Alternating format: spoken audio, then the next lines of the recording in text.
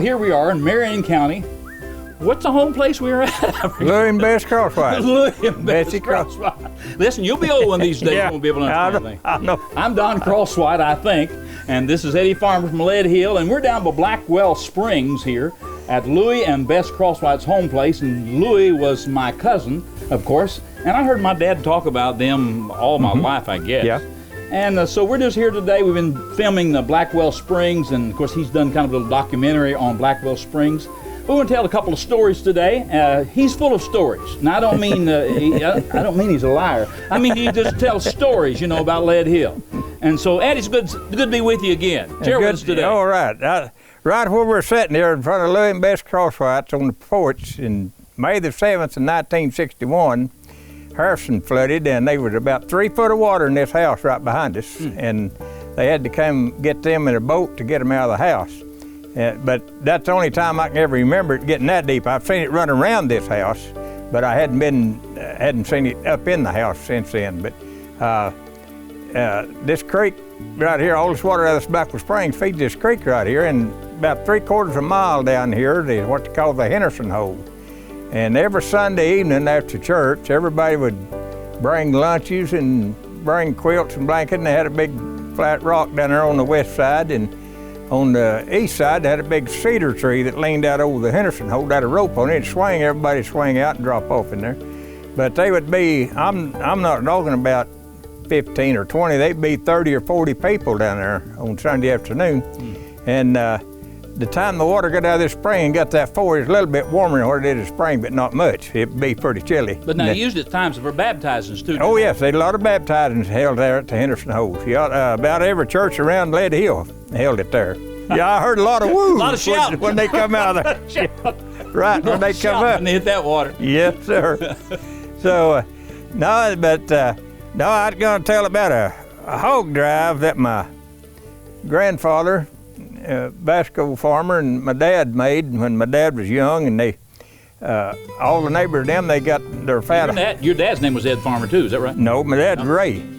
Your dad's Ray? No. Ray, my uncle. Your uncle? My great uncle was Ed Farmer, yes. He lived over just west of Lead Hill and over on West Sugarloaf. But all the people around here, I don't know how many of them had a hog, but they had around 250 head. And they left here with them and drove them all the way to Schlegman, Missouri to put on the railroad.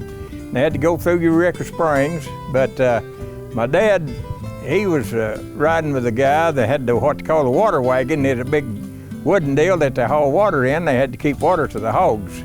And I forget, it's either 9 or 11 days it took them to get there. I forget how long, but it seemed like a long time just to go up there. But to the other side of Eureka Springs. Time to hog wasn't anything. Time to hog didn't mind. The hog didn't mind the time. That's good. That's right.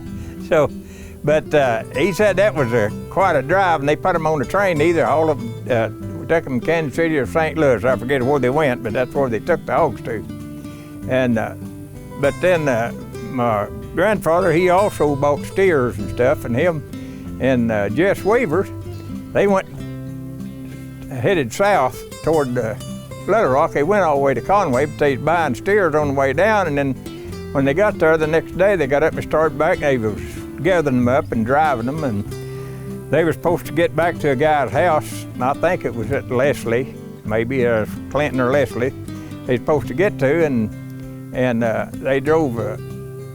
They started out that morning, and the rocks started sweating and stuff. My grandfather, he told Jess, said it's going to come a northerner before the day's over. And they got to a little old store somewhere up there along the way, and they stopped and got them some sandwiches and stuff to eat. And my granddad bought him a toboggan or a sock cap, I call it. And he told Jess, you better get one of them, it's going to turn winter time. Pull down over your ears as well as your face. Oh yeah, pump them down over your face and ear, yeah. And he said, how much was it? And my granddad said it just cost a dime. He said, oh, I ain't paying that for one. So Jess didn't buy one. They went on, and as the day got on, the wind started blowing. It got, by dark, he rode up beside my grandfather and told him, said, I'll tell you what, he said, I wish I'd have bought one of them caps now. He said, why? He said, the hide is rolling up on my face, he said. And he said, they was late to getting where they was going to the guy's house. They was supposed to put the calves in, or the steers that night, and pen them up. They'd already eat, and said the lady got up and got them something fixed on the table, and they went in, and it was really, really cold. And Jesse said they had a big fireplace going, and Jesse went to cut him off some butters, and he took his knife and cut it, and he said it broke off and flew off the table floor. He looked at my granddad and he said, "Vasco, we'll freeze to death in here tonight." It wasn't spread, was it? No, it wasn't spread. Couldn't he? It just broke off. It didn't cut. So that wasn't spreadable butter. Yeah. He said, I don't know what we're going to do. And he said, on top of that, she'd already told us we're going to sleep in the side room. He said, I know we'll freeze. He said, I could see cracks in the wall. He said, we sat and drank coffee around the fireplace a little bit, and we all decided to go to bed. Said, Grandpa, he got in, Jess was a little guy, and he got in last. And Grandpa said, what do you think? And they just said, we ain't going to freeze. He said, I can't hardly breathe and can't roll over. There's so many covers on here, the weight's got me plastered to the bed. He said, they didn't freeze, but they got up the next morning and went on their way. But he said that's one cattle drive he wouldn't forget. I wonder if he wore the sock cap to bed. Yeah, he probably did. He probably did, yeah.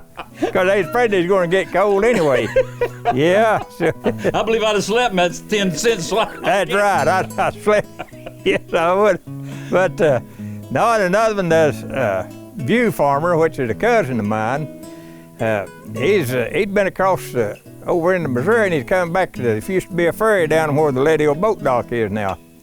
And there was no wooden ferry, and they run it off of ropes. And the guy run the ferry, the river was up, and he said, what do you think? Oh, well, we can cross it. Well, they got about halfway across, and the ferry broke loose. And they got off in a little boat, motorboat, and went on. But my cousin left the lights on his new pickup, and there's some guys down below.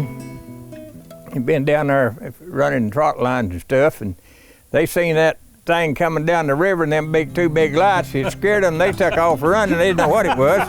And one of them was Aiken, one of them was Riggs, but they took off running, and they had never seen anything like that before. They thought it was the eyes of Bigfoot. They thought it was, yeah, they didn't, yeah. They didn't know what it was, that big coming down the river. They'd never seen nothing like that before. But yeah, they've had quite some times on that river, I guess. Now, Eddie, you told me out here, Blackwell Springs goes into Sugarloaf. Yes, sir. Okay, Sugarloaf. Now, we talked about this. Sugarloaf is what Diamond City used to be called? Sugarloaf. Sugarloaf. Yes. And now it's still called what? Sugarloaf Township when they... It was. I don't know if it still is. It was for years after they named it Diamond City. It's called Sugarloaf Township where you vote. Okay. All right. Well, I've always wondered all my life why they called it Sugarloaf. Well, that's right. It's Sugarloaf, laid between East and West Sugarloaf. Okay. Yeah. All right. All the way down. Okay. Yep. All right.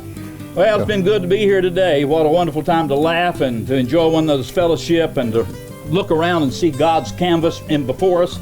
The sky is looking beautiful this afternoon. And of course, we've been talking about the Blackwell Springs. I just want to exhort you today, or encourage you today, if I could say it that way. Look up, cheer up, cheer up. Enjoy the things of life, the simple things of life. We're about as simple as anything I know of. That's right, that's right, that's right. This is Don Crosswhite with Eddy Farmer. Until we see you again, we're right here in Marion County at Blackwell Springs. Look up.